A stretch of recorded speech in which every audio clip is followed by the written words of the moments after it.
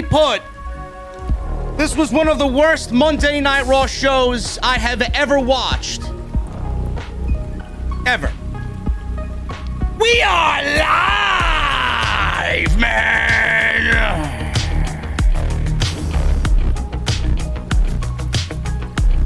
This show is absolutely terrible in every way. I don't even know if I have it in me to rant tonight. What good will it do? What good will it do, man? The whole first round of the Queen's Crown Tournament is concluded. 8 minutes and 12 seconds between 4 matches. Great job, Bruce. Great job, Bruce. While everybody else's women's division is thriving, you're making yours a complete embarrassment. WWE's go-home show for Crown Jewel, which is shaping up to be a better card on paper than WrestleMania.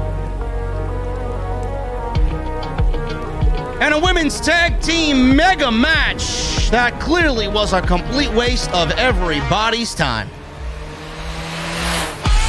We're gonna go over it all, ladies and gentlemen, the best that I possibly can.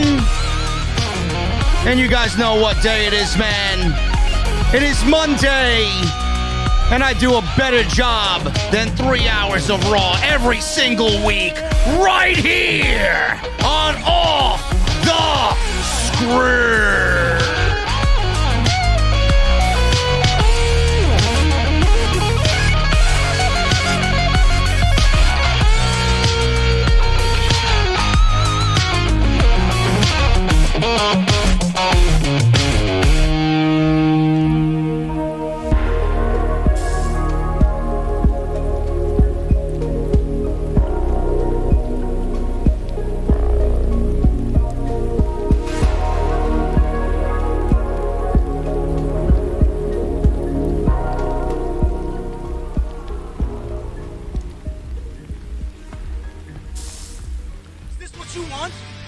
This fucking foliage? Is this what you want? Mr. Dips?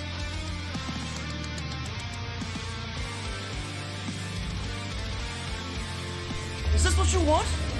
Me standing in front of EC3 buying designer coats? Is this what you want?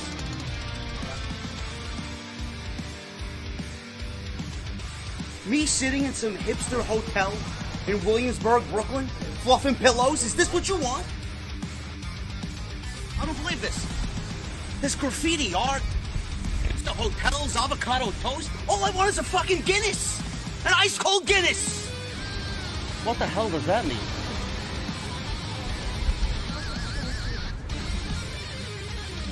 Oh, this is what you wanted. This is your Monday Night Raw review right here on Off the Script.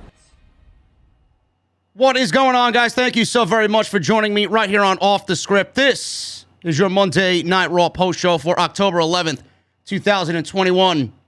I'm your host, JD from New York, and this is the OTS venue. Thank you guys very much for joining me on your Monday nights. I'm sure you guys are coming over from the Red Sox game.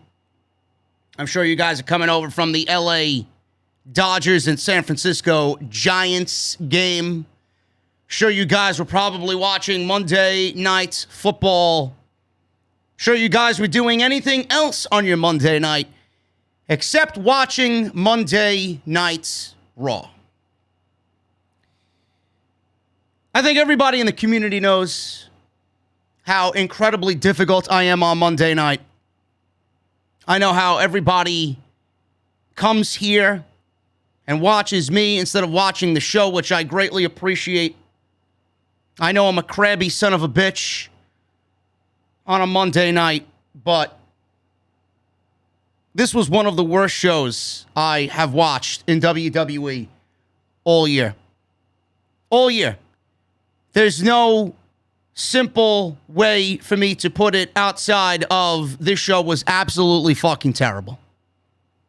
Absolutely terrible. Zero effort. They don't give a shit.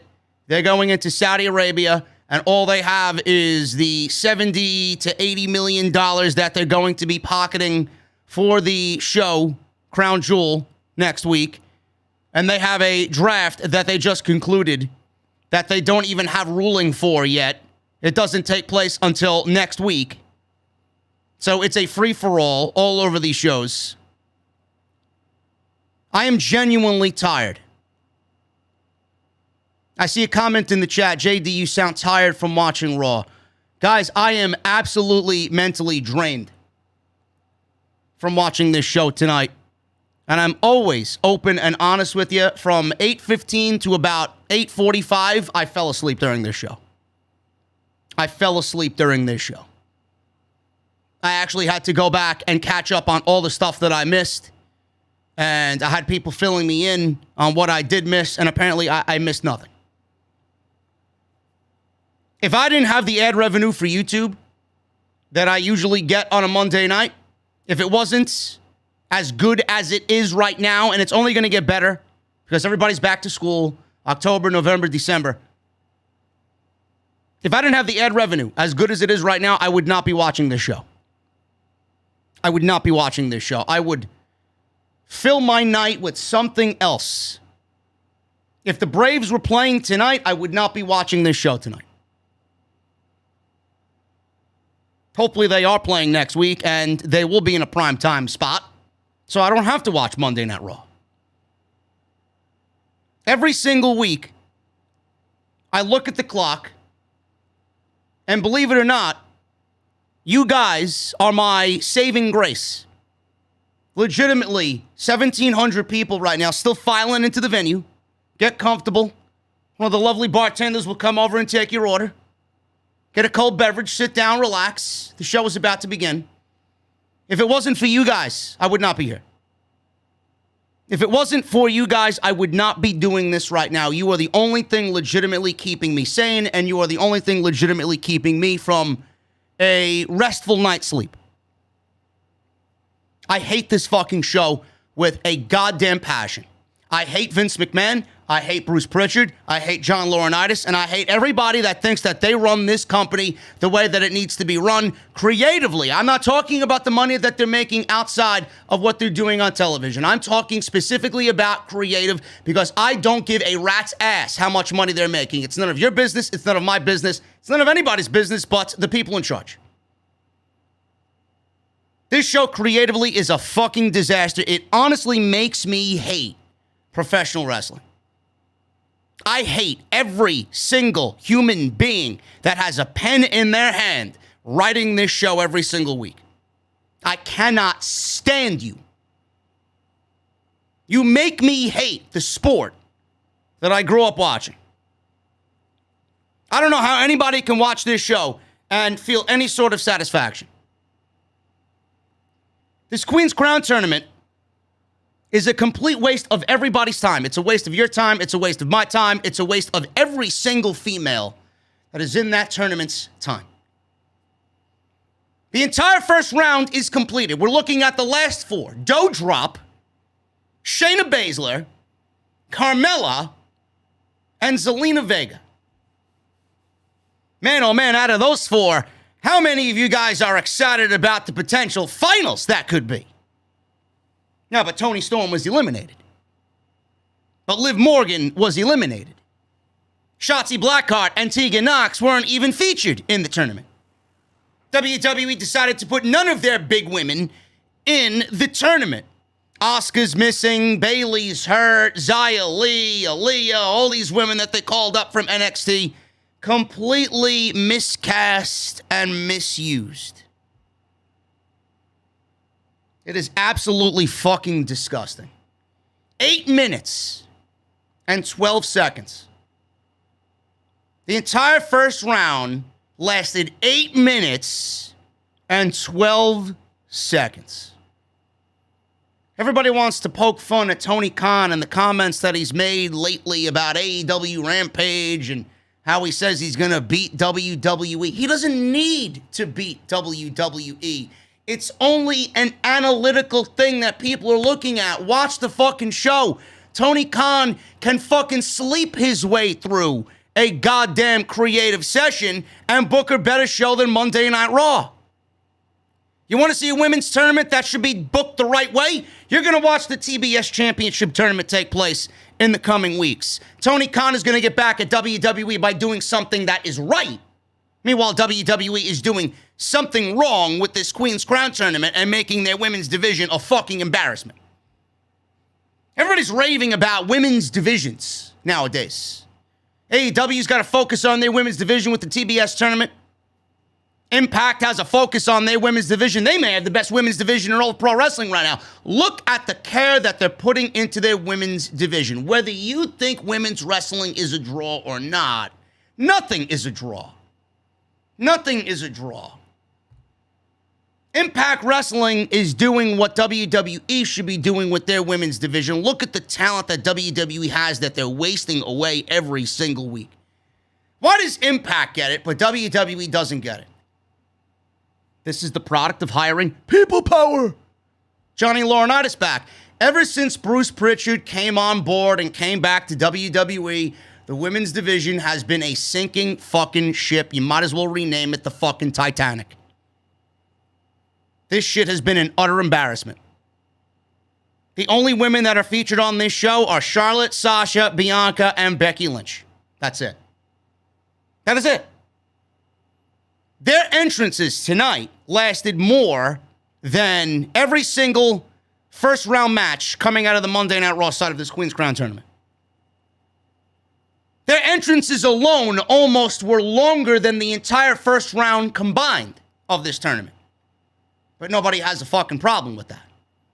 It'll just be glanced over and, oh, JD is bitching and complaining once again. You're a complete fucking idiot.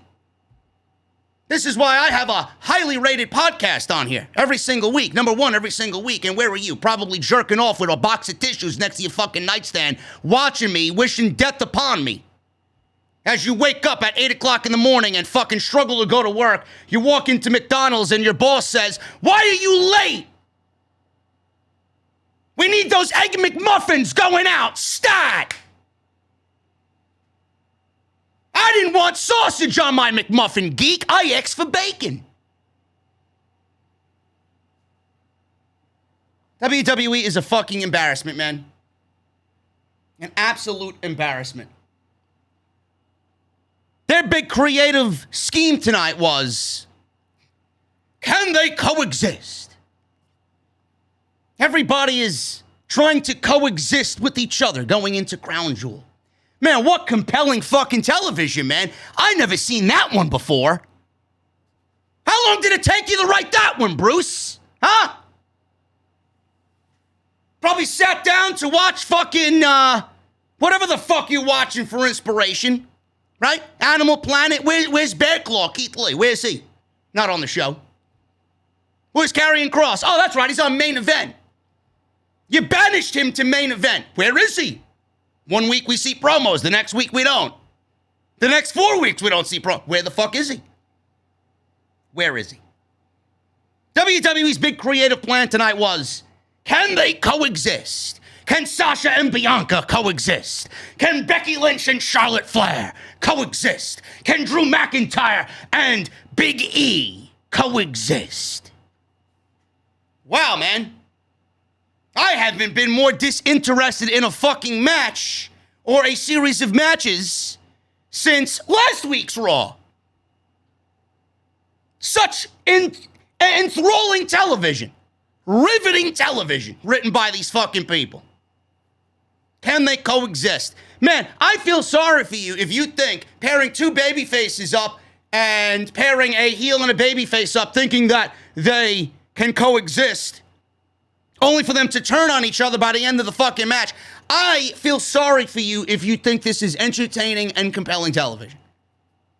How am I supposed to care about a Big E Drew McIntyre match at Crown Jewel when I know who's going to win going into it? Does anybody question what the fuck they're watching? Why would you care about that? They're trying so hard to get me to care about Big E and Drew McIntyre. Well, I don't know. Maybe I would if Drew McIntyre wasn't fucking cast off to SmackDown next week. Yes, because he's going to take the WWE title back to SmackDown, right? When Roman Reigns is not leaving the island of relevancy anytime soon. He's the Universal Champion on SmackDown. What makes you think Drew McIntyre is going to beat Big E and take the WWE title to SmackDown with them next Friday?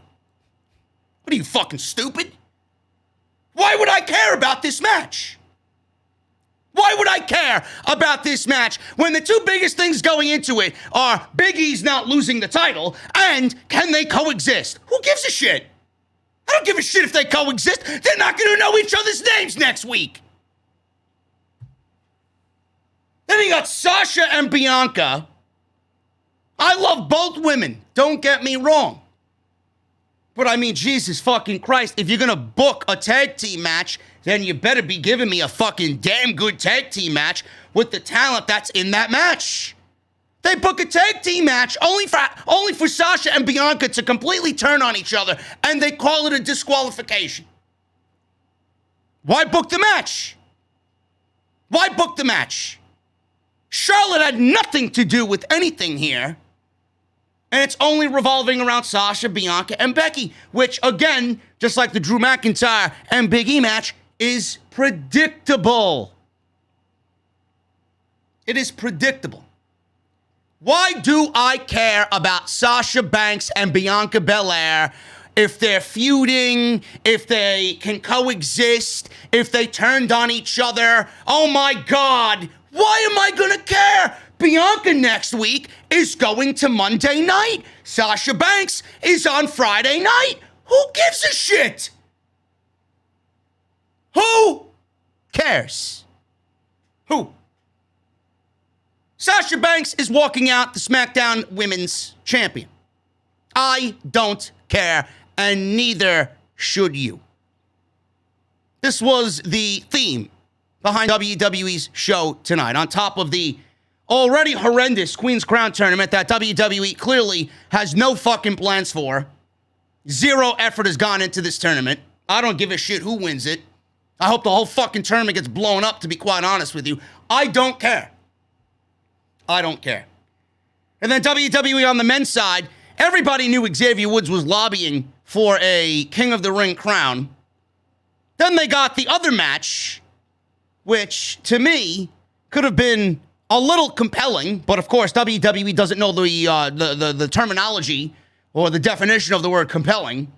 Kofi Kingston and Jinder Mahal in the other qualifier, or the first round match rather. Listen, we'd be lucky if they gave us qualifying matches. That means that they would actually have to put effort into it. That didn't happen. That didn't happen. Kofi Kingston and Jinder Mahal. You would think that WWE would give us compelling television next week and book Kofi versus Xavier. Nah. Now, Jinder Mahal is compelling enough against Xavier Woods for the semifinals of the King of the Ring. Sure thing. Sure thing. Unbelievably fucking terrible show. What a complete shit show. The King of the Ring sucks. The Queen's Crown, or the Queen of the Ring, whatever the fuck you're calling it, it's a Queen of the Ring tournament fucking sucks. I feel sorry for everybody that had to be a part of this fucking thing. I don't even know how they decided on who's in. Big E versus Drew McIntyre, complete shit. Sasha Banks and Bianca Belair, complete shit. I mean, this show was an absolute shit show tonight. A complete shit show. We're going to go over it the best that we can.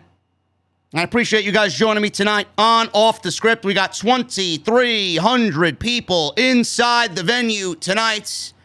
Cheers to you guys. I really appreciate you hanging out with me tonight.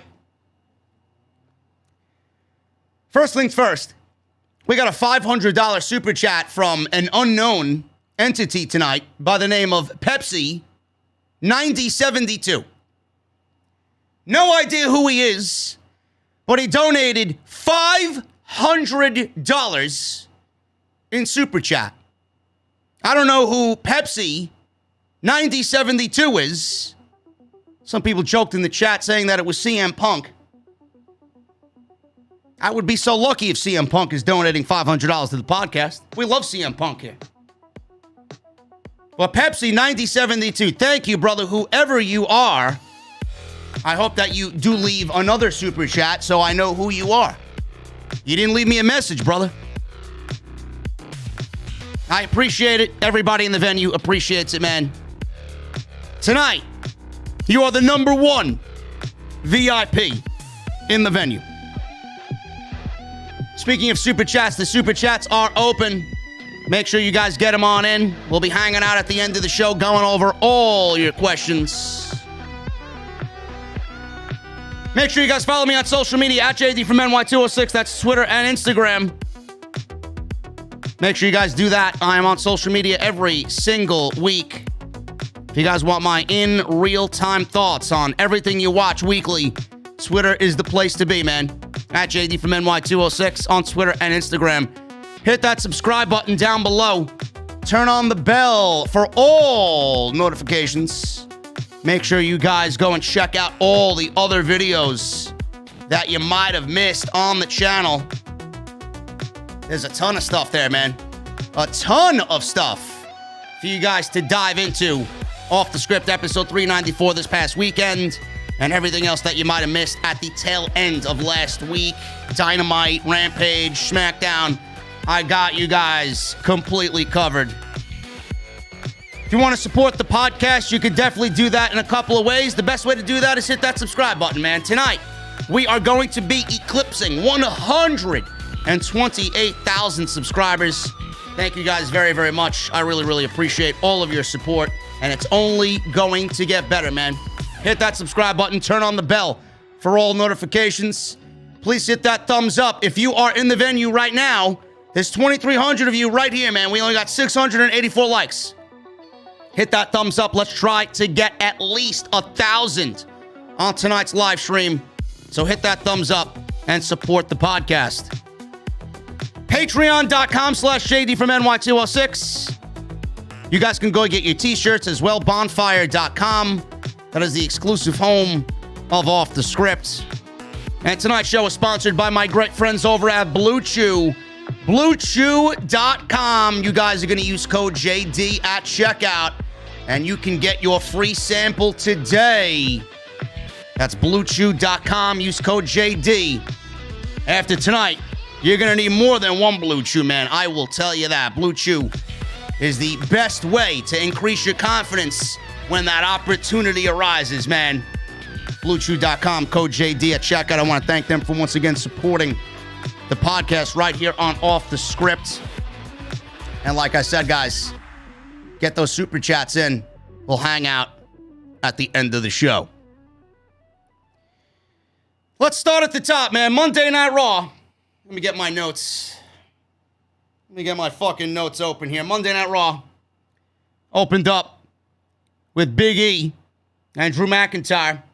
Drew McIntyre came out, made his ring entrance in street clothes. He was carrying his sword, Angela, with him. The announcers talked about this perhaps being the last chance to win the WWE title. Perhaps it will. It will be the last time Drew McIntyre, at least for now, goes for the WWE Championship. He talked about this being the home of the Golden State Warriors. Yes, WWE, please bring up something that is a little bit more important to these people. Basketball. Anything is more important than what happened on tonight's show.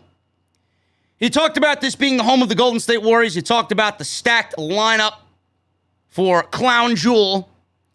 He said the match everybody will be talking about is him versus Biggie because he will once again become the WWE champion. No. No, you will not.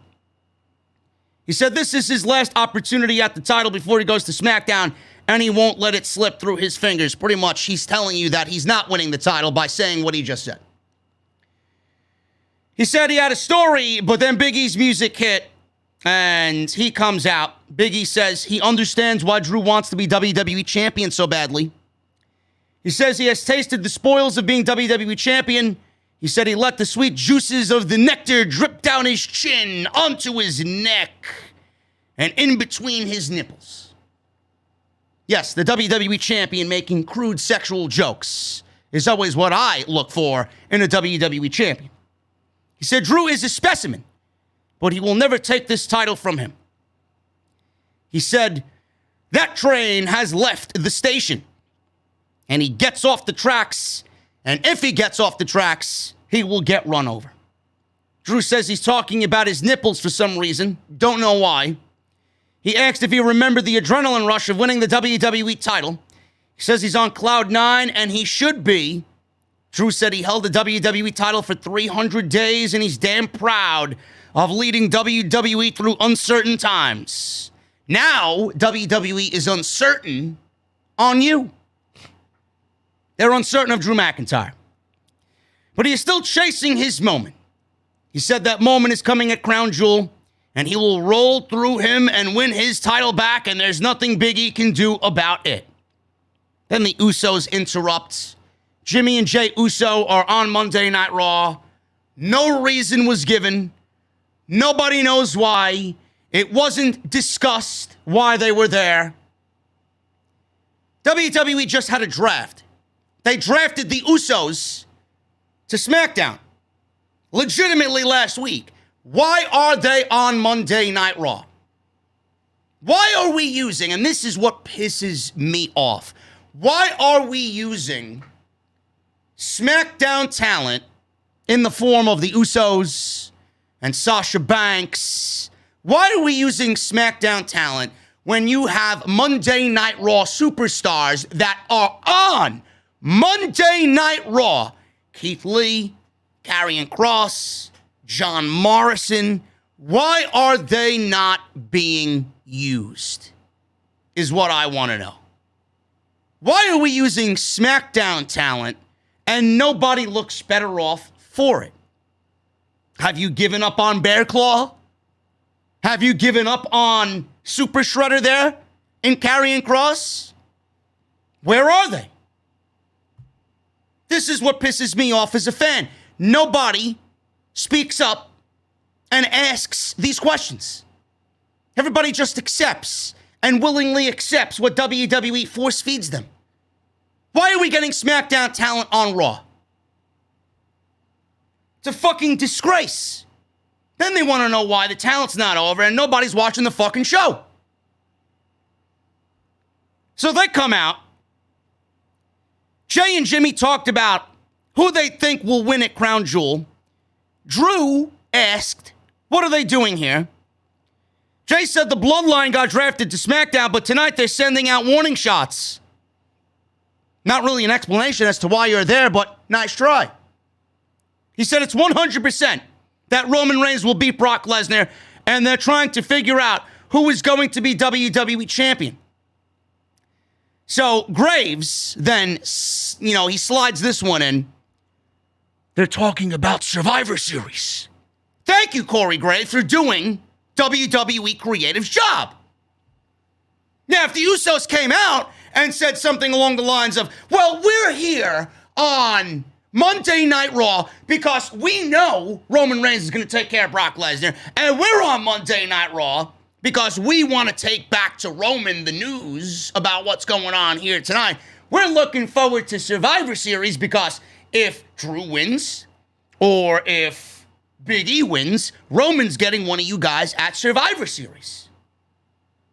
That was not stated and said by Jimmy and Jey Uso. Corey Graves had to slip that one in there and say, hey guys, they're talking about the Survivor Series. So Corey Graves doing everybody else's job that they failed to fucking do. Unbelievable.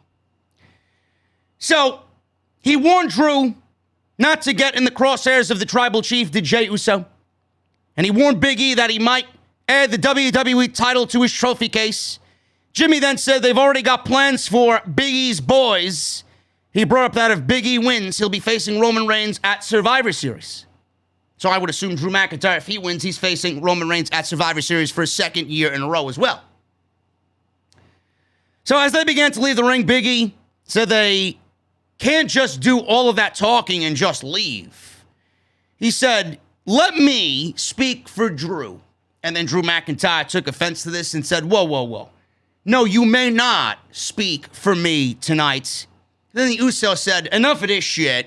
We challenge you guys, if you're man enough, to a tag team match tonight. They agreed. And then the Usos attacked them and jumped them and landed some super kicks on both Drew McIntyre and Big E. This was a waste of a segment. This did nothing to get me excited about Crown Jewel. We got no explanation as to why the Usos, Jimmy and Jay, were there from SmackDown. And this is a predictable situation between Big E and Drew McIntyre. They're trying to drum up interest in these two guys based on who they are. They're trying to drum up some forced narrative between the two. And there's really nothing going on between the two at all because you've opted to move Drew McIntyre to SmackDown. Once you did that, any plan you had for Big E and Drew McIntyre at Crown Jewel instantly became irrelevant and unimportant. It is very difficult for me, and I'm sure you guys think the same way, it is very difficult for me to care about anything, especially in pro wrestling, when there's virtually no story involved. I would like a story. I would like to be in a situation where I'm watching this match and there's just a little bit of unpredictability. We got nothing here. It is very difficult for me to get invested in this when Drew McIntyre and Big E are forcing this feud and forcing this tension when there's really nothing there because Drew's going to SmackDown and Big E is staying on Raw. It is very difficult for me to care knowing that Drew McIntyre is not winning the WWE Championship. So why should I care about what should be a good match, but it means nothing? It means absolutely nothing. Now, WWE could clearly book this match and give Drew McIntyre the WWE title, but what good would that do? It would ruin the entire concept of the draft and the brand split. Unless they're going to have a merger and only one world championship, and the world champion is going to travel between both shows, I don't see that happening. I would be fucking floored if that happened. But that's not going to happen. Big E's going to be the WWE champion. Roman Reigns is going to be the Universal champion. The Usos are out there already insinuating Survivor Series, but not really because Corey Graves got to do their fucking job for them. So Big E versus Roman Reigns is the plan for the Survivor Series. And that's going to be the plan because Roman Reigns is going to defeat Brock Lesnar in Saudi Arabia on Thursday. Complete waste of time. Nobody can invest in this when there's nothing to invest in. Spare me the bullshit. Oh, let it play out, the geeks say online. Oh, why are you complaining? Just enjoy it for what it is. No! I will not have my intelligence insulted. You may do that if you want, but clearly you're a fucking clueless idiot. So I'm not surprised that you allow that to happen. Kevin Patrick. He was backstage with Xavier Woods and Kofi Kingston. He asked, what would happen if they end up facing each other in the semifinals? It's a great question, Kevin Patrick. It's a great question. They both giggled, and they did not answer him as they headed to the ring. So let me get this straight. Bruce Pritchard, I'm talking to you, buddy. Let me get this straight. The Usos attacked Big E Langston in the ring, right? Super kicks, they jumped Drew McIntyre and Big E, right? But the New Day is standing in Gorilla, right there, waiting for the next segment, waiting for Xavier Woods' match with Ricochet. So the Usos attacked one member of the New Day, but they're standing back there not doing a fucking thing about it. Where were they and why didn't they run out to save Big E from the attack by the Usos? Well, I thought I was going to let that one slide too. But then the online geek on social media says, why don't you enjoy it the way it is? Why are you bitching and moaning? I'm sorry.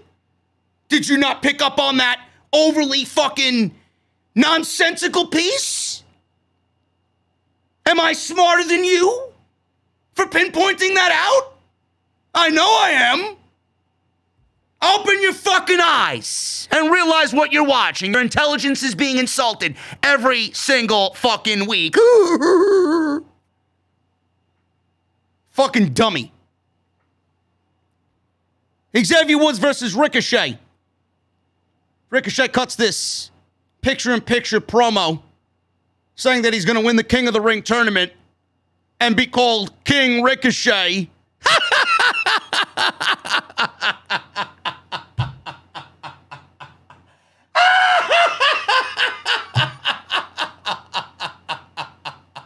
Oh, man. Oh, bro, listen. Listen, man, Trevor, you're a fucking hoot, bro. I'll tell you that right now, man. Jesus Christ, I haven't laughed that hard in months, man. Oh, my goodness. Oh. King Ricochet.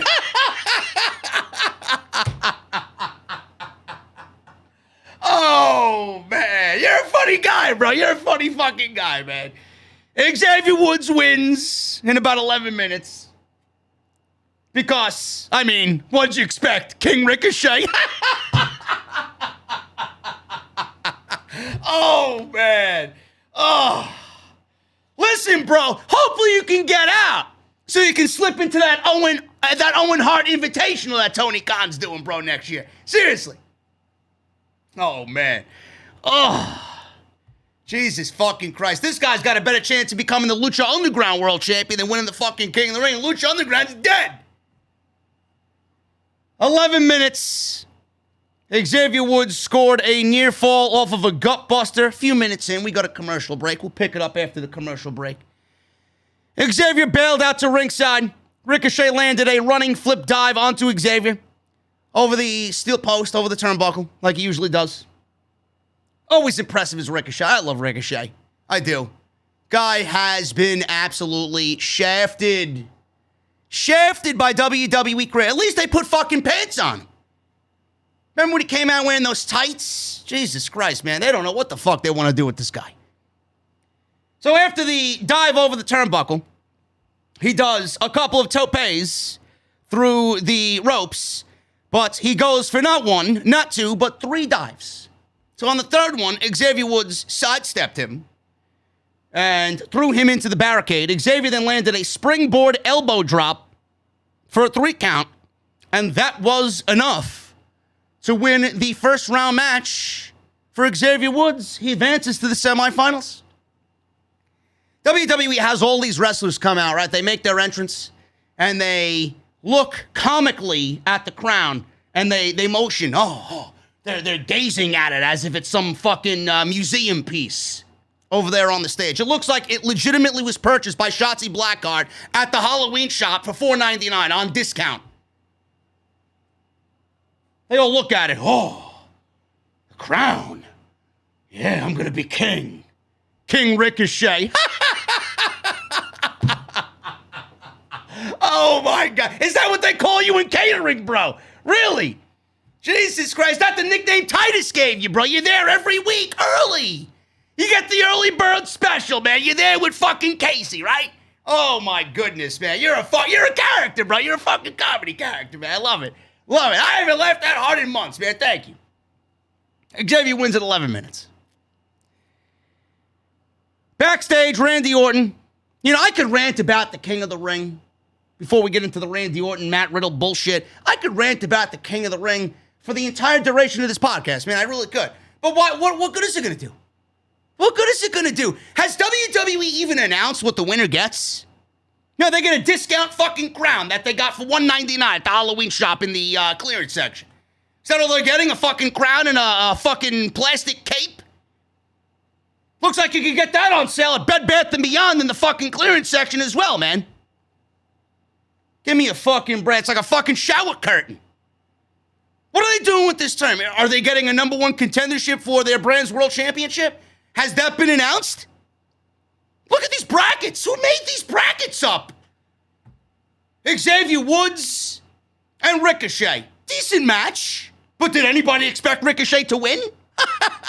No, nobody expected him to win. Then you got Kofi and Jinder Mahal. Nobody wants to see Jinder Mahal in a fucking King of the Ring tournament. Finn Balor and Cesaro.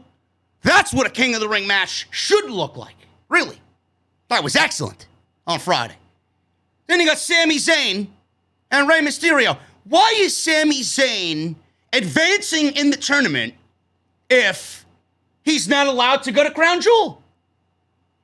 Now, if the finals were not happening at Crown Jewel, I'd say give the fucking tournament to Sami Zayn, to be quite honest with you. But why is he in the tournament winning if the final is going to be taking place at Crown Jewel? He hasn't made a trip yet.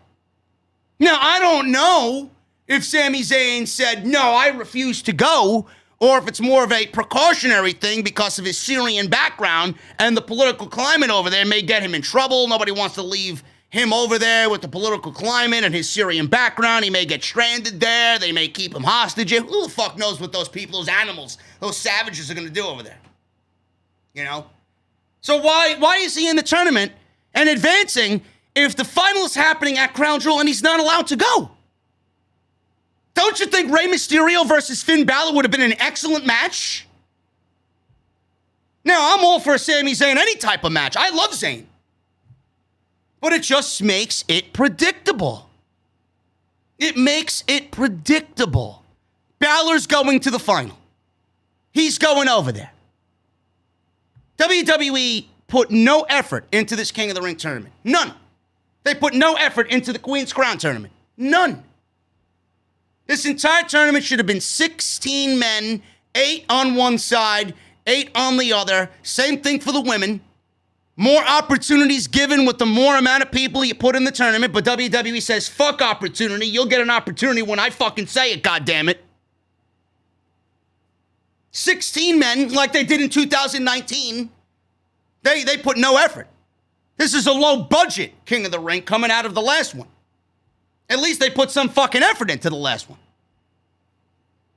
And then the finals take place at Survivor Series because it's ultimately going to end up being a Raw versus SmackDown guy. No, but that's too logical for them. That makes too much sense for Bruce Pritchard and Vince McMahon. What we're doing is right and better. They're going to watch it anyway. And we got to give the prince a crowning of a new king and queen. And we got to get 2 women's matches on the show because we are the change that Saudi Arabia needs, says Vince McMahon. Great job. I don't give a single fuck. Randy Orton was sitting backstage in the locker room listening to his headphones.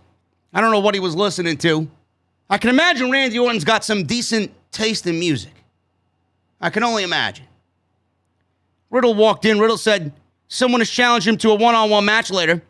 Orton said, Riddle, what did you do? Riddle said as his plan worked so well last week, he learned from him. Said he looks at Orton like a wise uncle. He said his history teacher in 8th grade told him about a man named Jack who trapped a giant. Orton said what happened last week was a one-time thing, and he shouldn't have challenged Omos by himself. Bro, you're on your own tonight. Riddle said, no plan. Just like we're not getting matching snakeskin Speedos, he says. I mean, listen, I enjoy the act, but I'll be the first to tell you, it's kind of wearing thin on me. Especially with them continuing to feud with AJ Styles and oh my! Nobody gives a shit about Omos. You know, there was a report by WrestleVotes today. We're going to do an extra tomorrow and talk about it. I might as well briefly mention it here. WWE wanted to break up AJ Styles and Omos in the draft. I don't know why they didn't. But Randy Orton, I presume, went to management and said, Omos is not ready to be a singles guy. Now, clearly, he's not ready to be any type of guy. He's not even ready to be on fucking TV. Never mind in the fucking ring. But that doesn't mean AJ Styles needs to be a exclusive tag team wrestler. AJ Styles can still be with Omos, but that doesn't really mean he should be confined to tag team wrestling only. You could put AJ Styles in the main event. AJ Styles should be competing for the WWE Championship, to be quite honest with you. Look at the top of the card on WWE Raw. Look at the card for the WWE title on Monday Night Raw. Keith Lee should be there. Super Shredder should be there. Karrion Kross. Then you got Edge, Rollins, Biggie, Balor, Styles, Riddle, Orton.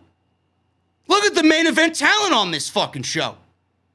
If you can't book a proper main event scene with that top 9 there, I don't know what the fuck you're doing, man. You do not even deserve to be handed money to go buy pens for the writing team. AJ Styles should be in WWE title opportunities / matches with Big E, Rollins, Edge, Balor. Why are we making him a tag team wrestler? So fucking stupid. It really is. Mustafa Ali and Mansoor.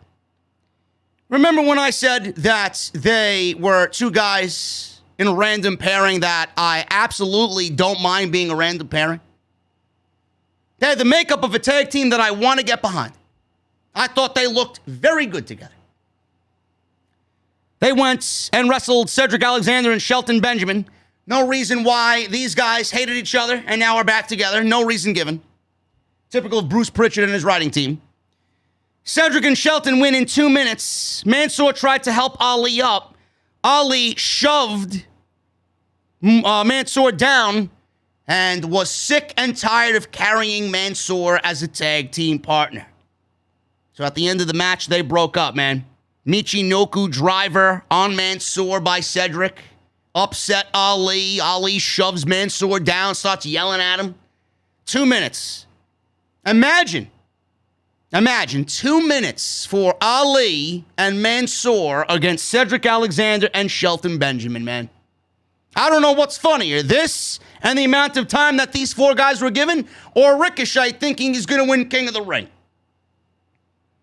What good does 2-minute matches do anybody? Has anybody asked this question? Do you ask these questions when you're watching the show? What good is 2 minutes for these 4 guys, these 2 tag teams on Monday night? What does it accomplish? Oh, it's the story. Well, nobody is invested in the fucking story. This crowd was half asleep the entire night. Nobody gives a fuck about Ali and Mansoor. So why are we not letting these guys go out there and do the one thing that they are known for doing? Wrestling. Oh, but that's right. You're not a pro wrestling company. You're in sports entertainment. What a joke. 2 minutes. Cedric and Shelton win in 2 minutes. Great. Shayna Baszler versus Catering. Queen's Crown Tournament first round match. 1 minute and 22 seconds. 1 minute and 22 seconds. Yet Toni Storm loses to Zelina Vega in 2 minutes on SmackDown. Shotzi Blackheart's nowhere near this fucking tournament. Tegan Nox is nowhere near this fucking tournament. Xia Li, Aaliyah, Sasha, Bianca, nowhere near this tournament. Asuka's injured. Bayley's injured. This is what WWE thinks is a solid Queen's Crown Tournament match. Dana Brooke versus Shayna Baszler. 1 minute and 22 seconds. Great job there, man. Great job there, man. Why did it go 1 minute and 22 seconds? Did Dana Brooke want to rush to the back and make sure she had the fucking Brussels sprouts as an appetizer in catering? What good does this do anybody? Why would you waste everybody's time with a tournament match lasting 1 minute and 22 seconds? The winner of this tournament, they will have the most utterly useless fucking title in all of WWE. The title of Queen will mean jack shit when this tournament is over. So, Brooke escaped an early Kirifuda clutch. This is some riveting fucking television here, folks. This was a Bret Hart-like classic on Monday Night Raw. Escaped an early Kirifuda clutch attempt and put up a spirited fight for a minute until she ate a knee to the chin and she got pinned 1, 2, 3. Goodbye, Miss Brooke. Back to fucking catering you go. Brooke yelled from ringside, uncalled for, uncalled for. I think Corey Graves mentioned something about Dana Brooke again. I didn't really know what he had stated here tonight, but she clearly got some words back at him. Who gives a shit? Is Corey Graves wrong in his assessment of Dana Brooke? No. He is 100% factually correct when he speaks ill will about Dana Brooke. Charlotte, she was backstage. Who cares about Shayna Baszler, she says. It's the first words out of her mouth in a fucking promo to hype her tag team match with the other three women that are going to be in the match with her. Who cares about Shayna Baszler, she says. Wow! Wow, Charlotte! What a great way to put over somebody who just advanced in a fucking Queen of the Ring tournament! Wow, man! I haven't seen this level of fucking talent putting other talent over in years. Who cares about Shayna Baszler, she says. Who cares about you? Nobody gives a fuck about Charlotte Flair. The only ones who care about Charlotte Flair are Andrade and family. And they're not even with your fucking company anymore. Who gives a shit about Charlotte Flair? Who cares about Shayna Baszler, she says. She said she is the Raw Women's Champion, and she only cares about herself. She said she is royalty and the most decorated woman in WWE history. She took digs at her opponents tonight, Sasha, Bianca, and Becky. She said she hopes Sasha Banks walks out as SmackDown champion, and then she'll become the double champion and meld the titles together. It's great. Nobody wants to see that. Again, I would be shocked if WWE has Sasha Banks win the Raw Women's Championship or whatever. Well, what title is she going for? The SmackDown Women's Championship? Meld the titles together. Just merge the titles together. I'd be shocked if WWE wants to do that. So she's implying that she's going to stay on Monday Night Raw, or on SmackDown, rather, with the Monday Night Raw Women's title. And Sasha Banks is going to win the SmackDown title, go to SmackDown, and they're going to have a unification match of sorts. I'd be shocked if that happens. I've been asking for that since 2016. The women's division would be a lot better off for it if that does happen. But that won't happen because WWE isn't creative. Omos made his ring entrance with Styles. Riddle says, because he's in the ring with a microphone, says he's been doing a lot of thinking. He said he's good at thinking. And he cited Brogurt. I don't know what the fuck Brogurt is. Is it a take on Matt Riddle going into the yogurt business? I don't know. As evidence of his great ideas. He lost his train of thought and said, it happens to him all the time. Riddle then yelled, okay, Randy, now. Orton did not show up. Riddle says that's classic Randy, and he's probably waiting for a secret code word. He sang, I hear voices in my head. Styles then came out and said this is ridiculous because he's just out here stalling. He said San Francisco can see it, and they're not the smartest people in the world. He said Riddle is stalling, so he told the referee just to ring the bell. Riddle got a Randy chant started, barely, in San Francisco. Riddle versus Omos went 3 minutes, just under 3 minutes. And Omos wins. So the ref began counting because Omos splashed Riddle in the corner. Then he chokeslammed him and put his big boot over his chest. The ref began counting. Styles told him to remove his foot before the 3 count because he wanted Omos to toy with Riddle. Styles says they can beat the crap out of him as long as they want because Randy Orton's not going to be out here. He told him to kick him around. Omos then delivered a roundhouse kick to Riddle's head. Styles said it was beautiful. Styles then asked to see it on the replay in slow-mo. They played it again in slow motion. Omos gave him a chokeslam. Styles told him to put his foot on his chest because they're done with him. And Omos pinned Matt Riddle. Omos pinned Matt Riddle in 3 minutes on Monday Night Raw. Nice of the tag team champions to take a loss going into Crown Jewel before their tag team title match against AJ Styles and Omos. Great. Styles entered the ring and said Omos is done, but not really. He set up a Styles clash. Orton's music played. Styles and Omos looked around for Orton, but Orton didn't come out. Orton finally did come out, and he came up from behind Styles and gave him an RKO. Riddle smiled and celebrated with Orton after he saved him. Wow, man, all of those months with Omos learning from AJ Styles, and the most he has to show for it is a roundhouse kick. And you guys think this guy is ready for a singles run on the main roster in WWE. This guy won't be ready for another fucking 10 years. This guy sucks. It's nothing more than a Great Khali 2.0.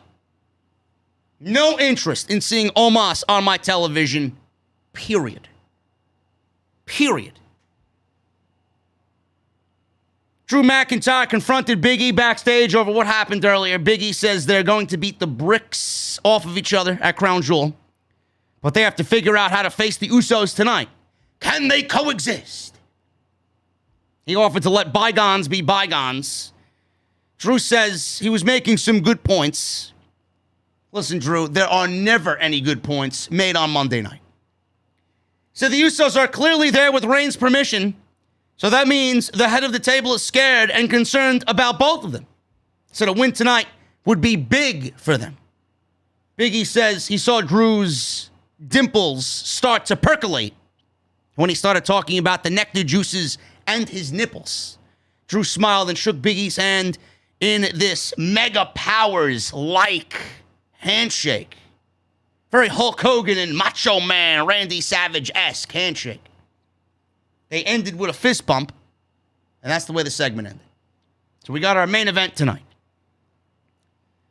Lashley, unadvertised, showed up tonight on Raw. He was in the middle of the ring, looking fancy, wearing his designer suits. He was in the middle of the ring and said a lot of people have asked him why he challenged Goldberg to a no-holds-barred match. Goldberg said vowing to kill someone is not befitting of a WWE superstar or a Hall of Famer. He asked fans who they are going to root for. Someone like him dressed like $1 million who defended the WWE title with honor the entire year, or someone dressed with cut-off sleeves, foaming at the mouth and screaming about murder. Fans chanted, Goldberg, Goldberg. Barely in San Francisco. You guys were barely alive tonight. The lowest selling Monday Night Raw since the return of live fans, by the way. Not even 4,000 fans in tonight's venue. We almost got 4,000 people in the venue tonight watching me talk about this fucking hideous program. He said, real classy, San Francisco, real classy. He said that's why he challenged him to a no-holds-barred match. Says you can't go into a normal match with someone acting like a rabid animal. Said that dog needs to be put down. Yeah, so does Bruce Pritchard. Said he will do that at Crown Jewel, and he said he will finally end Goldberg's career. Oh, I can only hope. Said Goldberg can't beat the Almighty or even hurt the Almighty, and he damn sure can't kill the Almighty. I don't give a shit about Bobby Lashley and Bill Goldberg. If you guys were wondering, I don't care.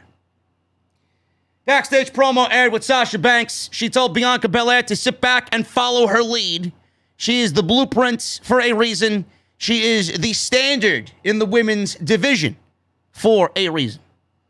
I don't know why anybody isn't listening to Sasha Banks. You got to be out of your fucking mind crazy if you're not listening to that woman. The fuck are you doing? Listen to the boss. She's a boss for a reason. Austin Theory versus Jeff Hardy. This is Austin Theory's quote-unquote debut match on Monday Night Raw. Not really, because he was on Monday Night Raw, teaming with Andrade and Angel Garza, managed by Vega during the pandemic. But nobody's supposed to remember that. Austin Theory versus Jeff Hardy, 90 seconds. 90 seconds. Austin Theory beats Jeff Hardy in 90 seconds. Man, oh man. Jeff Hardy's moving to SmackDown. he may be implying that he's bringing back Willow. I don't do a good Willow, but he may be bringing back Willow. I don't give a fuck what Jeff Hardy brings back. It all resembles loser. Doesn't really matter what he comes back as. Austin Theory beats him in 90 seconds. Jeff Hardy deserves a lot better. Jeff Hardy needs to be all elite. What good does 90 seconds do Austin Theory on Monday Night Raw? I don't get it. How does anybody look at this and think this benefits Austin Theory? You know, Austin Theory has some major fucking upside. Austin Theory is a very good 23-year-old professional wrestler. Why is he getting 90 seconds on Monday Night Raw? I don't understand it. A minute into the match, the 24/7 title contenders come running out, chasing Reginald for the 24/7 title. Drew Gulak comically gets into the ring and he falls through the ropes. Akira Tozawa is there. R-Truth is there. Theory stopped him as the other guys with Drake Maverick ran into the crowd. Austin Theory stops R-Truth and says, "Whoa! Who do you think you are?" So Truth shook his head no and ran away. Hardy then went for a distraction win. He got an inverted atomic drop on Theory, followed by a leg drop and a twist of fate. He went for the Swanton Bomb. Theory moved, rolled up Hardy, hooked the tights, and got the 1, 2, 3. I don't know what to think here. Is WWE going all in on Austin Theory? I don't know how this 90-second win benefits Austin Theory. Or does he have a 24/7 title picture surrounding him in his future? I don't get it. The 24/7 title has lost its appeal. It lost its appeal after week 1. I remember all the fucking unintelligent fucking cretins and the geeks in the community. Oh, it brings a sense of comedy and entertainment to the show. Are you saying that now? Of course you're not, because you realized I was right on week 1, but you want to combat me on everything. Oh, JD's negative. Oh, JD doesn't like this. He doesn't like that. Where are you now? Where are all those people now? What do you think of the 24/7 title now? It needs to be burned and never to return. It is a fucking waste of time. It doesn't even hold its weight in gold plating.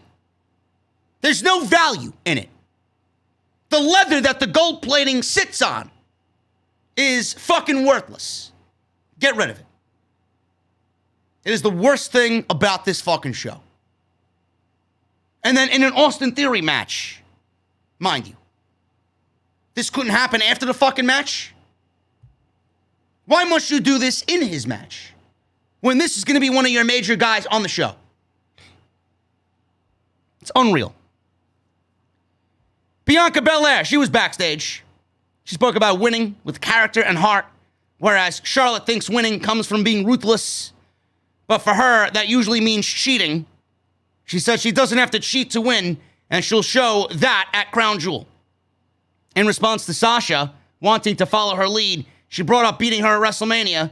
She said she'll be happy to make Becky no belts again. Then she talked about putting Becky and Sasha through tables on Friday night. Not a very good promo by Miss Belair. The overly enthusiastic and goody two-shoes babyface thing is nauseating. Cut it out, please. We don't need overly enthusiastic babyface. Oh, I'm going to go do the right thing. I'm going to go to class and I'm going to sit in the front seat and I'm going to be the teacher's pet. I'm going to do everything the right way. I'm going to raise my hand and I'm going to bring an apple to the teacher every day and be a suck-up. What a nauseating babyface shtick, huh?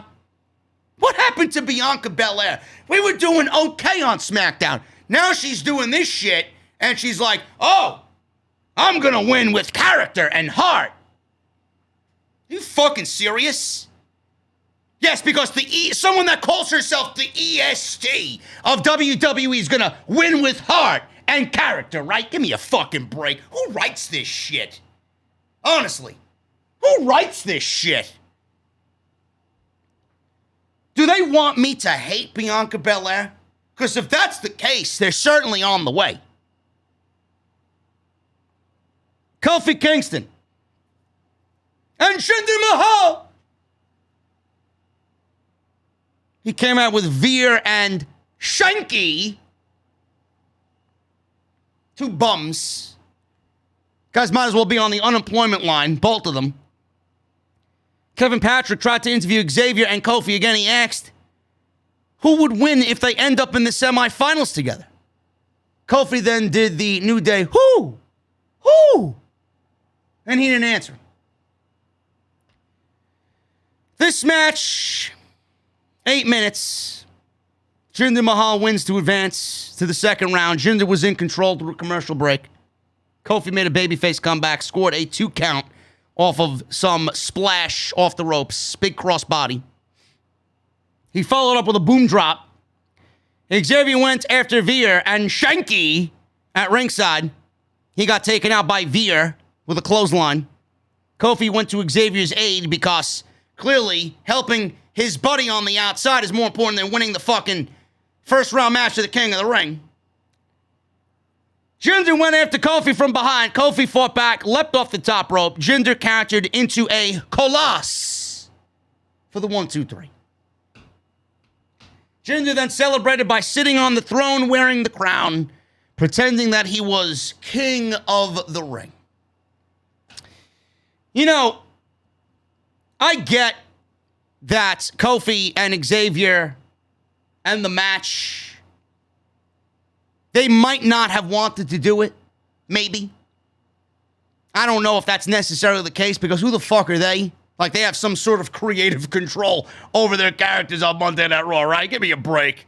Bruce tells you to do something, then you gotta do what Bruce tells you to do. These are the same fucking people that don't find out what the fuck they're doing until an hour before the show on Twitter. No, but they have say in what they're doing on the show, right? Give me a fucking break. I feel bad for anybody that thinks Jinder Mahal winning this match over Kofi Kingston is more compelling than Kofi Kingston versus Xavier Woods in the second round of the King of the Ring tournament. Now, that would have been compelling television. That would have been intriguing television. Now, on the other hand, I don't know how many people thought of this one. On the other hand, why is Kofi Kingston in this tournament? I don't really understand that. Xavier Woods has been lobbying for a King of the Ring tournament. He's been lobbying to be King of the Ring. Meanwhile, Kofi Kingston is in the same tournament, on the same brand, in the same bracket as him. Don't you think if Kofi Kingston was a solid brother and a teammate, he'd back out of the fucking tournament and not rain on his best friend's parade? I don't understand it.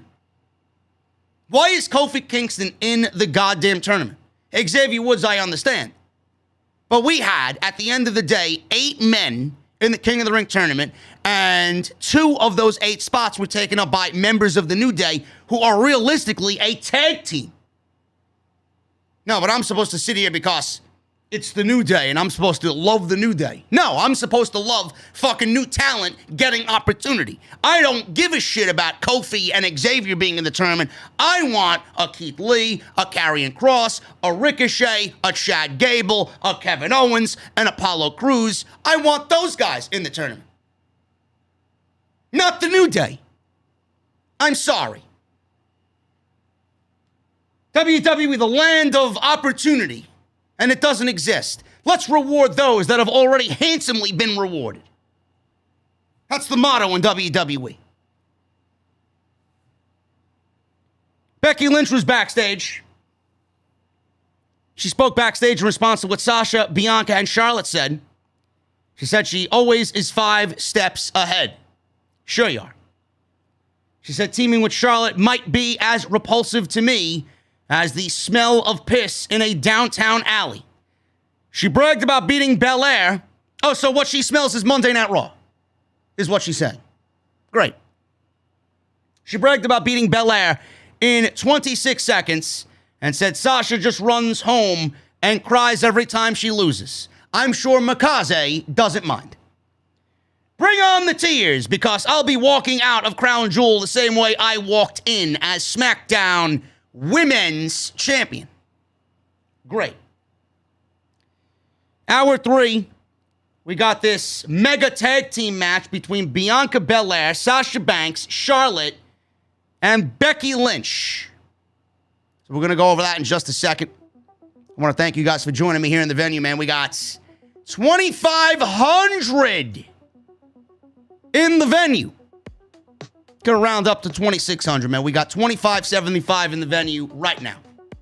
I appreciate you guys joining me on your Monday night. Continue to hit that thumbs up, man. We need 13 more likes for 1,000. Can we get that? 13 more likes, guys. Super chats are open. Get them on in. We'll be hanging out in a little bit at the end of the show. Continue to hit that join button, man. You guys are going to get access to those exclusive off-the-script emotes that you could use in the chat. And you're going to get those custom badges as well that show off your VIP status. Hit the join button and become a member of this fine establishment. Become a VIP on Off the Script. Today, sponsored by my great friends over at Blue Chew, man. BlueChew.com. You guys, I'm telling you, man, fall is here. And I know you guys are going to be in the mood, and you guys are going to need a stiff breeze. Once that fall season hits, Blue Chew is sponsoring the podcast tonight. And confidence can take you guys very far, man. It could also help in the bedroom, especially when it comes to that time when it's time to step up to the plate. That's where Blue Chew comes in and hits a grand slam. Blue Chew is a unique online service that delivers the same active ingredients as Viagra and Cialis, but in chewable form. And it comes at a fraction of the cost. You guys can use them anytime, day or night. So you can plan ahead or be ready whenever an opportunity arises. And the process is very simple. You're going to sign up at BlueChew.com, consult with one of their online licensed medical providers, and once you are approved, you'll receive your prescription within days. The best part? There's no waiting in line at the doctor's office, man. It's all done online. No awkward conversations. No waiting in line at the pharmacy. Blue Chew's tablets are made in the USA and prepared and shipped direct to your door in a very discreet package. So if you guys can benefit from the extra confidence when it's time to perform, why not give Blue Chew a go, man? Seriously. And we got a special offer for you guys today, man. BlueChew.com, code JD at checkout. You're going to get Blue Chew for free when you use our promo code JD. All you guys got to do is pay the $5 shipping and handling. That's BlueChew.com, promo code JD to receive your first month free. And I want to thank them for once again sponsoring tonight's Monday Night Raw post show on Off the Script. Sasha Banks, Bianca Belair versus Becky Lynch and Charlotte Flair. This match never really got going at all. Sasha wanted to start the match. Bianca said, no, I'm going to start the match. And they got into a shoving match. They almost got into a fisticuffs. We had Jimmy Smith continuing to mispronounce melee. He kept calling it melee. And Corey Graves at one point had to correct him. Smith, it's melee.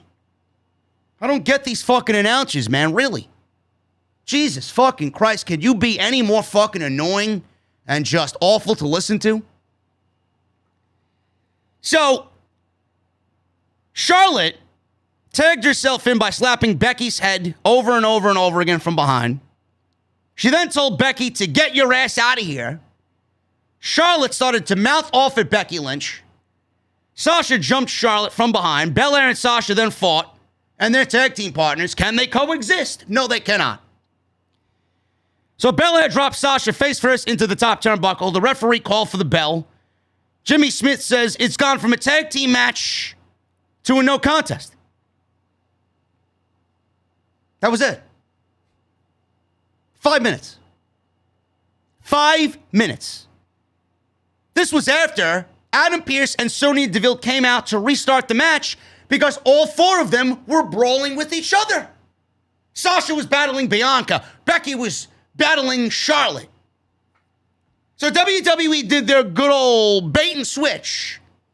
They clickbaited you tonight, promoting this mega match with members of the SmackDown roster over on Monday Night Raw, and they gave you a tag team match that ended up in a no fucking contest when we didn't need any added build for this triple threat match at Crown Jewel. WWE legitimately wasted everybody's time and used this match as nothing more than a desperate attempt at fucking ratings on a miserable Monday night. This shit was a complete waste of everybody's time. Afterwards, Becky blocked a backstabber and then dropped Sasha with a spinning sidekick and a manhandle slam. So we got Jimmy Uso in the next segment on the phone talking with Roman Reigns, I assume, talking about accomplishing their designated mission. Yes, thank you, Solid Snake. Thank you. Natalya versus DouDrop. This match went about 3 minutes. Natalya took control early. I took control of the remote control, and I turned on the LA Dodgers and San Francisco Giants because fuck the queen of the ring tournament. DouDrop wins in 4 minutes. She advanced to the second round to go up against Shayna Baszler. Natalya went for a sharpshooter. DouDrop slapped her to escape, then schoolboyed her for the win. I'm sorry, folks. I'm sorry I'm not as enthusiastic as some of you others out there that enjoy trash on your Monday night viewing habit, but this shit sucks. Complete garbage. Don't give a fuck. DouDrop is not winning the tournament. If Shayna Baszler does not win this tournament, man, all hope is gone. All hope is gone. Backstage, John Morrison was meditating because even he thinks Monday Night Raw is fucking awful and it's driving him crazy. Rhea Ripley and Nikki Trash showed up. You know, the women's tag team champions that have no fucking competition because there are no other tag teams in the WWE right now in the women's division. So why do we have tag team championships? Rhea Ripley asked, "What are you doing?" Morrison said he obviously is tapping into his chi so he can share his innermost thoughts with the world. There's a lot going on up here. He points to his head. Yeah, there's nothing going on up here in Bruce Pritchard's head, or Vince McMahon's, or John Laurinaitis, or Woody. None of them have anything going on up here. Maybe they need to challenge themselves and meditate and channel their inner chi. Ripley asked Nikki if she knows what he's talking about. Nikki said no, but everyone should follow their dreams. I'm going to follow my dreams. I really am. After this fucking show's over, I'm going to sleep because this show sucks. Mansoor was walking backstage. He's walking the halls of WWE Raw. And Kevin Patrick suddenly approached him and asked what happened earlier. Mustafa Ali walked up to him and called him a giant waste of time. Pretty much he called Mansoor Monday Night Raw. He said he doesn't deserve to be in WWE and he's just a fanboy wanting to make friends and dance. Ali said without him, he's going to get eaten alive and he can't wait to see it. He said the day he met him, he should have told him to his face that he's a worthless loser and nothing. So pretty much Ali wants to tell Mansoor what he was told, Ali, by WWE Creative. Because that's pretty much what they call him every single year. A worthless loser and nothing. And Ali doesn't deserve that. Ali is too talented to be called a loser and be given bullshit storylines on this show. Mansoor looked very upset. Patrick says that must have been hard to hear. Mansoor says he's going to have a talk with him later, and then Ali jumped in from behind and beat him up. And the tag team of Ali and Mansoor are no more. Yes, because WWE has so many fucking tag teams that they can afford to break up tag teams. Another tag team wasted and another tag team broken up. But I guess this gives us our traditional Mansoor match at Crown Jewel. Now we got Mansoor versus Ali on Thursday at Crown Jewel. Great. So Ali can fly 18 fucking hours to Saudi Arabia to lose to Mansoor, who is undefeated at Crown Jewel. Great job there, WWE. Great job. Didn't even get these guys going in the tag team division, already breaking them up so that you could get your token Mansoor match at Crown Jewel. Great job. Man, am I fucking jealous of everybody that's on that creative team. How long did it take you to come up with that one? Biggie and Drew McIntyre versus the Usos. We got the Usos winning via count out here. I don't care. I don't care. How could I care about this? Nothing that happened here mattered. Nothing. Jay climbed the top rope. He looked over at Drew McIntyre. Biggie moved. He set up for the big ending. Jay shoved Biggie into Drew, knocking him to the floor. Biggie caught a charging Jay with a Uranagi. Then when he made the cover, Drew pulled Biggie by his boot outside. Biggie and Drew shoved each other. They started coming to blows. Drew was bleeding from his forehead. He had this big fucking bubble on his head. I don't know where that came from. The ref counted them out. The crowd was obviously displeased, just like everybody else at home. The Usos win via countout. Afterwards, the Usos leapt onto Biggie and Drew on the floor. They threw Biggie into the announce desk. They threw Drew into the ringside barricade. Biggie made a comeback with a suplex. Drew then gave Jimmy an overhead suplex. Biggie called Drew into the ring. They continued to fight each other. Biggie set up a big ending, but Drew slipped away, landed a Claymore, and Drew McIntyre backs up on the ramp, telling him that he'll see him, Biggie, at Crown Jewel for the WWE Championship. The show was a colossal waste of time. If you are invested in what these two guys are selling you, man, you may be the dumbest fucking idiot in the entire community. Drew McIntyre is not winning the WWE title. Come Friday, that match will mean nothing in the annals of WWE history. Nothing. What a waste of time. Thank you guys for joining me on the post show for Monday Night Raw, man. I really appreciate you guys hanging out. Continue to hit that thumbs up, man. We got 1,100 likes in the chat. Super chats are coming on in. Continue to get them on in minutes. Last call. Let me see those last call emojis in the chat.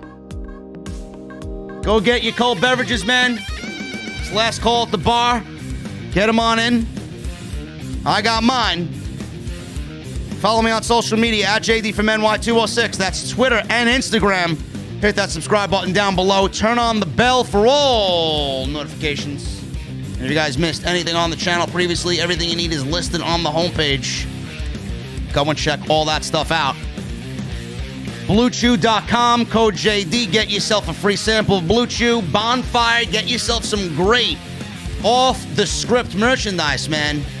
I made it as easy as ever to get yourself some nice t-shirts. Right underneath the video player, you'll see all the t-shirts that are the top-selling t-shirts on Bonfire for Off the Script. Go and get those today. Click the shirt you want, it'll take you right to the website, man. That's bonfire.com. And make sure you guys go check out the Patreon page as well. Patreon.com/JD from NY206. Again, thank you to Pepsi 9072 with a $500 bomb, man. Don't know who he is. He didn't leave a message. But thank you, brother. Second City becomes a member and becomes a VIP in the venue. Thank you, Second City. What are you drinking, man? What are you drinking? Me Wilson with a $9.99 super chat. Hi, JD. Great review tonight. I just found out my brother and my 1-year-old nephew have COVID. So not all there right now, but I will be back in the right headspace for AEW Dynamite. Thanks. Me Wilson. Thoughts and prayers go out to your family, brother. That sounds awful. Don't worry about us here, man. We are here for you. Let me see those prayer emojis thrown up from Me Wilson. As his brother and 1-year-old nephew battle COVID. We love you here, man. DX Tricksters with a $10 UK super chat. I'd much rather have murderous doll Chucky try to off me than watch Raw. What in the blue F was this abomination? No wonder Chucky is a psycho. He just watches too much Raw, and that's what he does. WWE had commercials of Chucky, promotional commercials of Chucky for this new syndicated Chucky series on USA Network that will ultimately bomb. It looks fucking ridiculous. And he's sitting there watching Monday Night Raw. Now we know why Chucky is a murderous doll, man. All he does is watch Monday Night Raw, and it puts him in the mood to stab and kill. Unbelievable.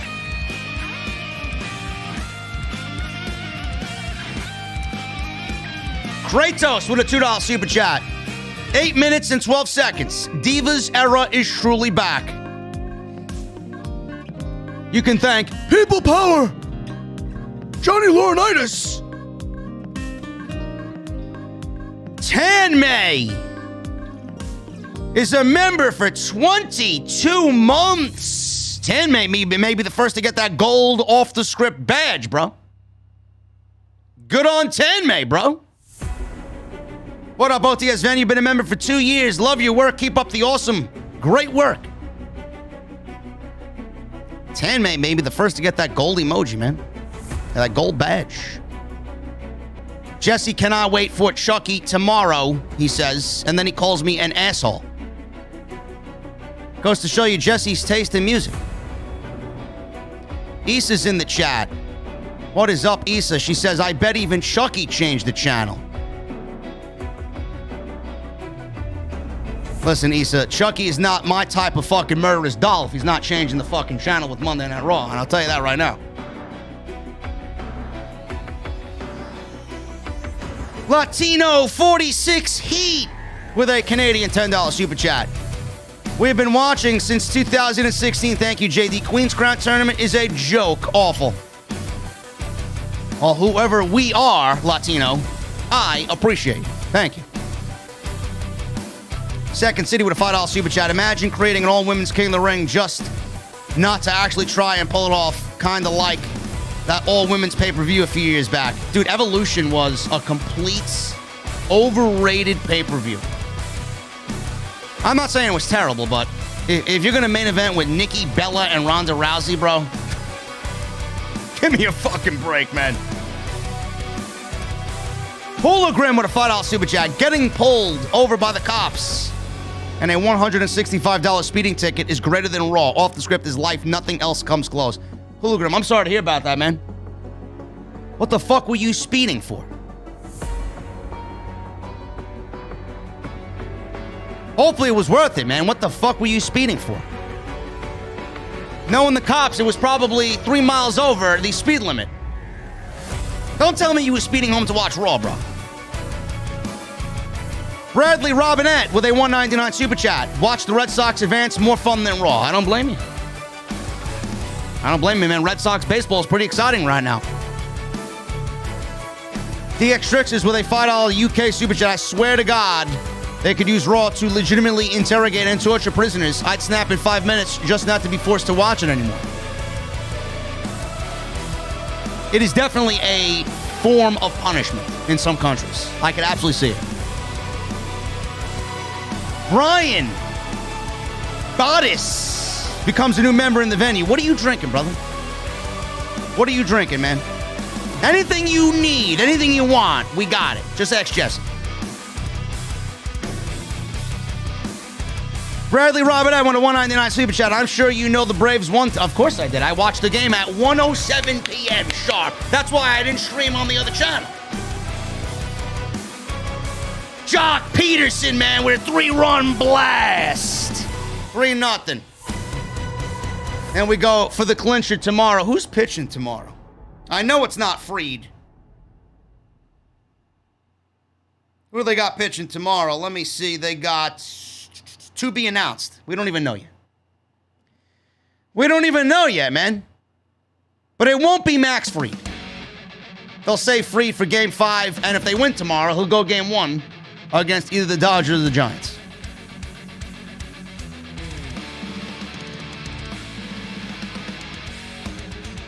Well, we got to keep Issa hyped up with the music. We got to keep Issa hyped up with the music. She's at the gym. She's trying to get that anger out from watching Raw. She probably did the Wrestling Inc. podcast. She complained about this shit show. Now she's getting the remaining anger out, and then she's going to go home and go to sleep. DX Strictures with a $5 super chat instead of RK Bro versus Ali Mansoor at Saudi, with Ali Mansoor winning the titles leading to RK Bro splitting up and Orton destroying Riddle. They split Ali Mansoor up.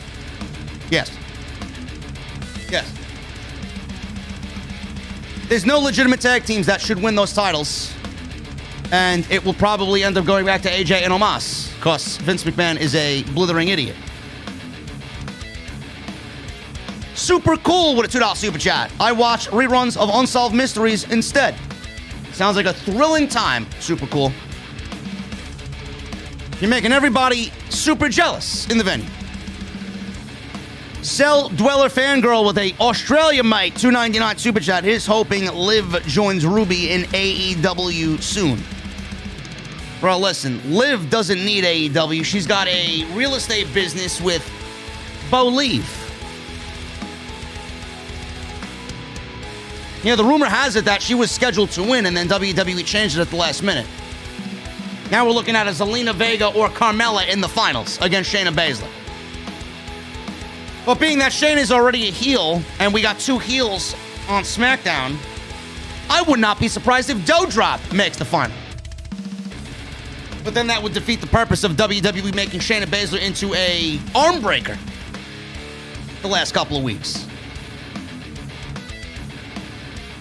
DX Strictures with a $2 super chat. I bet Queen's Crown won't be longer than Brian Omega. No. Now, these matches aren't going to eclipse 3 minutes. Brian Bottas with a Canadian $5 super chat. Thank you for entertaining us and taking that bullet. WWE's pure shit. New member for life. OTS for life. Hashtag BWO for life. Bro, we got the Von Wagner World Order, bro, at maximum capacity. Von Wagner is teaming up with Kyle O'Reilly tomorrow against Pete Dunne and Ridge Holland, I believe. Sucks to be Kyle O'Reilly, man. All of his friends are in AEW, and he's over here teaming with Von Wagner. Thank you, Brian. Cell Dweller Fangirl with a Australia Mite $7.99 super chat. AEW Elevation had women's matches longer than Raw, a televised show. That shows you how much WWE cares about the women's division. Bro, it's awful. It is absolutely fucking awful, man. Tony Brown with a $4.99 super chat. Totally awful sports entertainment show. Obviously no wrestling whatsoever. I went straight to sleep again. I did DVR this crap. OTS for life. Tony Brown, go clear your space on the DVR, man. Get rid of it. Get rid of it. DX Strictures with a $2 super chat. I'm worried that Jinder Mahal will become King Mahal. I can absolutely see it. Prodigy with a $5 super chat. Waiting for people to just shut the fuck up and enjoy pro wrestling. Appreciate you, JD, because my God, I was bored to death. Crown Jewel or Clown Jewel will be murderous.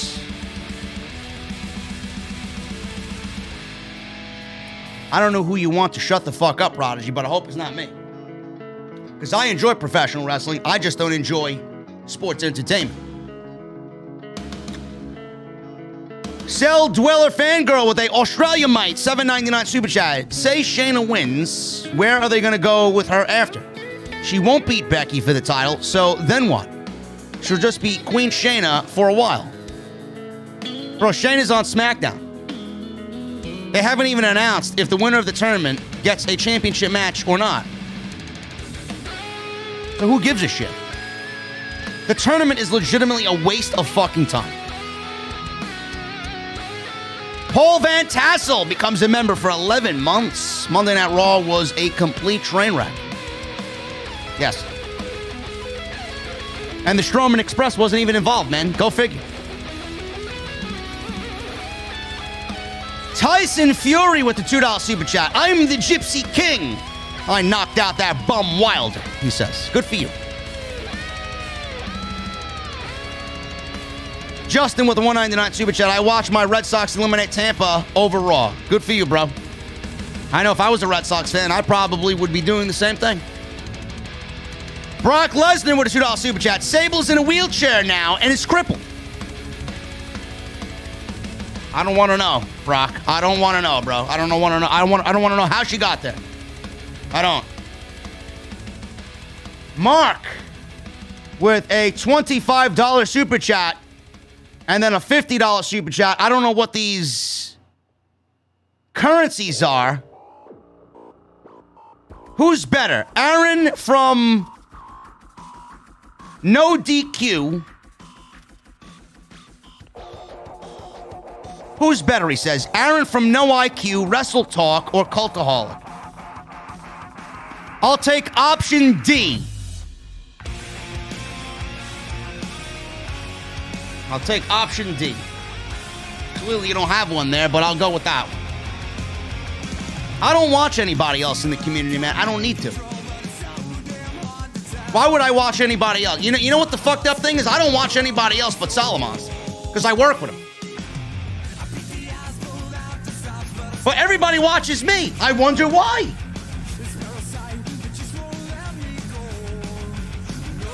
Brock Lesnar, $2 super chat. Sable's still going to feel the pain. Nice and hard, Brock Lesnar says.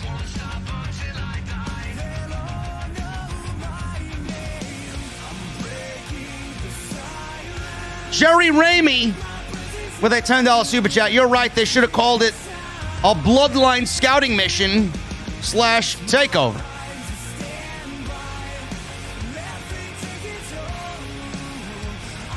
Johnny Georgia with a $2 super chat. Cheer up, JD. It's officially Jocktober. Listen, man. I'm not getting ahead of myself, man. I've been a Braves fan since 1990, man. I ain't getting ahead of myself here. They can still lose this fucking series. It is not over in the playoffs, in the postseason. It is not over until that final pitch is thrown and recorded, man. And with Will Smith being the Braves closer, bro, this reminds me of the Mark Wohlers days or the John Rocker days, man. Remember those days? Jesus fucking Christ! It's never over until it's over, man. Jerry Ramey with a $10 super chat. You're right. The Biggie McIntyre match means nothing because they will not take the title off Biggie so quickly.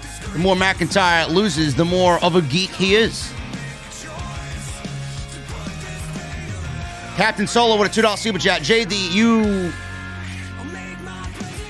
your crack up laugh is funnier than the Joker. Thank you, Solo. That Ricochet's a funny guy, man. Brock Lesnar with a $2 super chat. Sable's thong is more valuable than the crown. Oh, Brock. Listen, man, I may have to agree with you on that one, Brock. Seriously. It's probably better looking, too.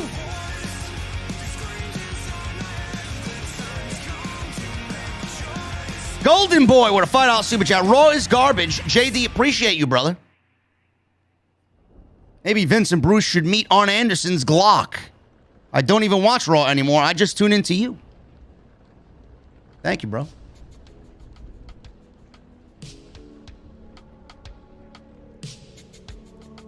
Second City with a $5 super chat. Give Orton your brother's new mixtape. The voices in my head will turn into a mosh pit. I think Randy Orton would actually enjoy Legionary, man. Colin Hutton with a $5 super chat. Canadian. WWE broke up Ali and Mansoor just so that Mansoor can get his obligatory win at Crown Jewel. Ali is just the sacrificial lamb in this political agenda. Indeed.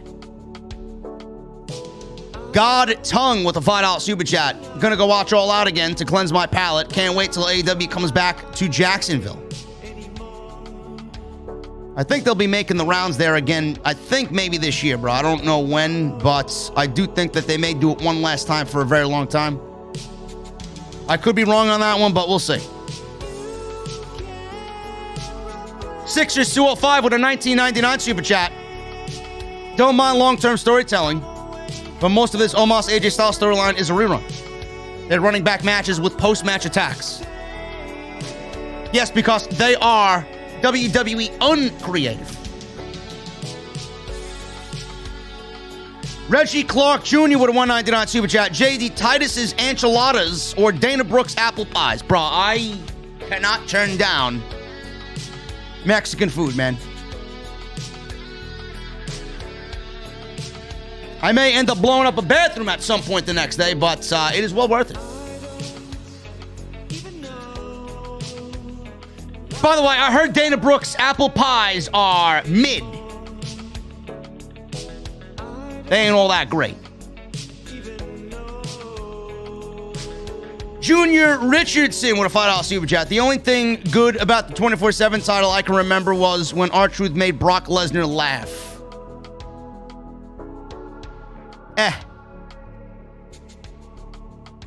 Julie Trett becomes a new member and a VIP in the venue. Julie, what are you drinking tonight?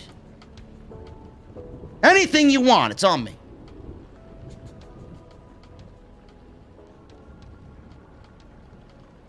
Oz Inglorious with a $5 super chat. New here, I haven't watched WWE since WCW folded, but really enjoy these streams. Thank you for your honest content. AEW for life. Oz, thank you for the $5, and I hope that you're back in the venue on a weekly basis, bro. Thank you for coming by.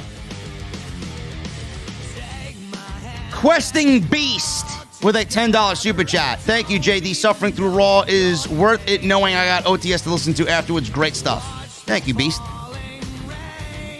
Man of 1,005 holds. What's with these 2-minute matches? How are we supposed to get invested in these matches if everyone wins quickly?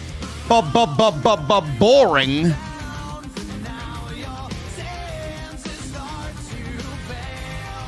Dave Melee with a $4.99 super chat. The WWE has become so incredibly stupid they can't even do wrong right.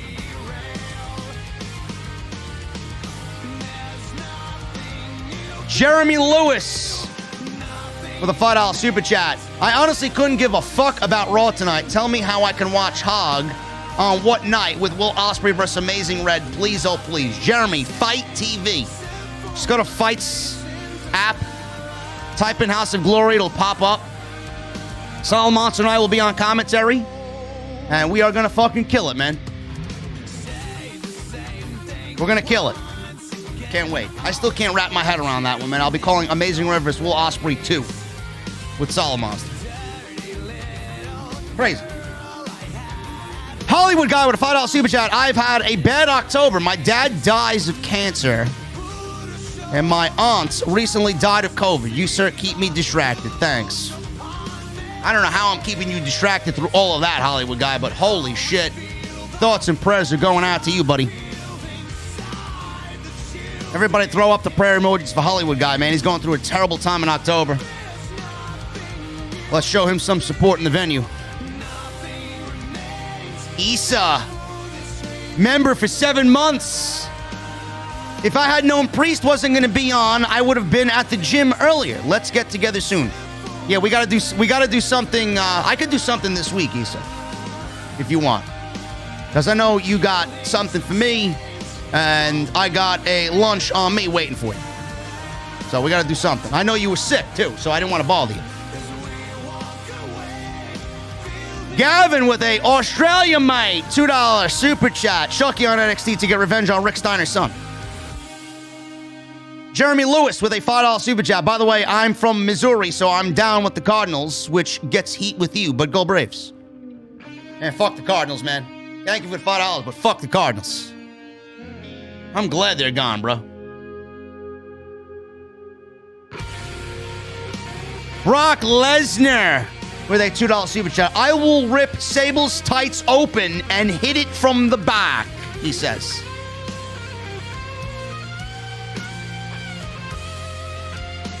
I hope you have a good time there, Brock. Sounds like a glorious evening.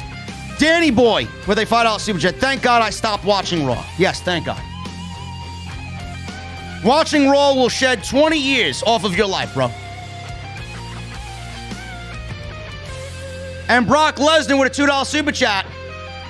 When Sable rides it, she moans like she's dying.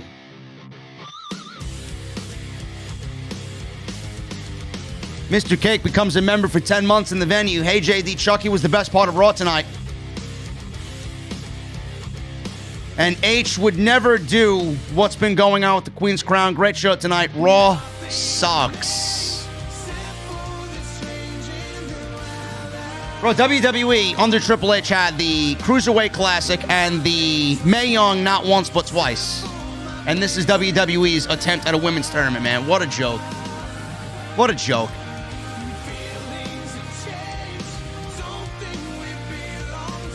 It's amazing, man. WWE clearly is showing you that they're trying to fit or fill out all the boxes. Like, oh, the men have a tournament, so we got to do one for the women. That's all they're doing. I mean, and they're putting no effort into it, so it sucks. Sean Watkins with a $4.99 super chat. Another night of Monday Night Bore. Yes. Another night of Monday Night Bore, man. Yo, Brock is easily becoming my favorite super chat here, man. It's like Hate Mail Monday, but super chat. And it's all about his wife. And I'm assuming that Tyson Fury and Kim Jong-un and all these other troll accounts are the same guy. But they're funny, they're hilarious. It's crazy. Anyway, guys, that's all I got, man. I am out of here in record time tonight, man. Under 2 hours. This show sucks. I fucking hate it. If it wasn't for the ad revenue and you guys, man, I would not be here. Honestly. But anyway, we got a lot coming up this week, man. I will be away all weekend. So you guys are not getting any content this weekend. You're not getting SmackDown. You're not getting Rampage. You're not getting Dynamite. You're not getting Off the Script. So you could come at me with pitchforks and fucking gasoline and burn the venue down, man. I'm going away for 3 days to clear my mind. If you don't like it, tough shit.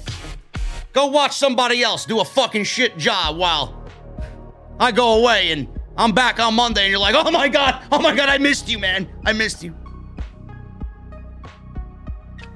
Panda Hat with a $2 super chat. Vince needs to be ousted from power ASAP. Yes. Yes, put me in charge. I'd run the show creatively better than anybody.